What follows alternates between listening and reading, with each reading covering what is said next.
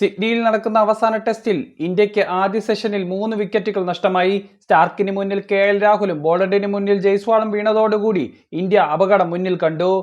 ആദ്യ ബോൾ നേരിടാൻ വന്ന വിരാട് കോഹ്ലിയുടെ ബാറ്റിന്റെ എഡ്ജിൽ തട്ടി ബോള് സ്മിത്തിന്റെ കൈകളിലേക്ക്. സ്മിത്ത് ഡൈവ് ചെയ്ത് കൈകൊണ്ട് തട്ടി ബോള് എയറിലേക്ക്. അപ്പോഴേക്കും ലാബഷന്റെ ഒരു തകർപ്പൻ ക്യാച്ച്. ഓസ്ട്രേലിയ വലിയ ആവേശത്തിലേക്ക്. പക്ഷേ ആവേശത്തിന് അധികം ആയുസ് ഉണ്ടായിരുന്നില്ല.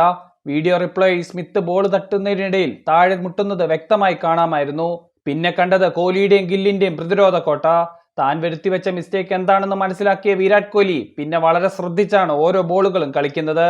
ഇരുവരും തമ്മിൽ 40 റൺസിന്റെ കൂട്ടുകെട്ട് കെട്ടിപ്പൊക്കുന്നതിനിടയിൽ 20 റൺസ് എടുത്ത ഗില്ല് ലിയോണിന് മുന്നിൽ വീണു. അതോടുകൂടി 3 വിക്കറ്റ് നഷ്ടത്തിൽ ഇന്ത്യ 57 റൺസിൽ നിൽക്കെ ലഞ്ചിന് പിരിഞ്ഞു. രോഹിത് ശർമ്മയ്ക്ക് പകരം ബുംറയാണ് ഈ ടെസ്റ്റിൽ ഇന്ത്യയെ നയിക്കുന്നത്. രോഹിത്തിന് പകരം ഗില്ലും ആകാശ് ദീപിന് പകരം പ്രസിദ്ധ് കൃഷ്ണയും ടീമിൽ ഇടം പിടിച്ചു. നിലവിൽ സിഡ്നിയിൽ മഴമേഘങ്ങൾ കൊണ്ട് മൂടി നിൽക്കുന്ന അന്തരീക്ഷമാണ്. പിച്ചും മികച്ച രീതിയിൽ ബൗളർമാർക്ക് ആനുകൂല്യം നൽകുന്നതാണെങ്കിലും ശ്രദ്ധിച്ചു കളിച്ച നല്ലൊരു സ്കോറിലേക്ക് ഇന്ത്യയെ കൊണ്ടുപോകാൻ വിരാട് കോഹ്ലിക്കും ഇനിയും വരാൻ പോകുന്ന ബാറ്റ്സ്മാനും സാധിക്കും. നിങ്ങൾക്ക് എന്താണ് തോന്നുന്നത്? ഇതിൽ നിന്നും ഒരു തിരിച്ചുവരവ് സാധ്യമാണോ? വിരാട് കോഹ്ലിയുടെ ആദ്യ ക്യാച്ച് നഷ്ടപ്പെടുത്തിയ സ്മിത്ത് ഇതിന് വലിയ വില കൊടുക്കേണ്ടി വരുമോ? കമന്റ് ബോക്സിൽ മെൻഷൻ ചെയ്യാൻ മറക്കണ്ട.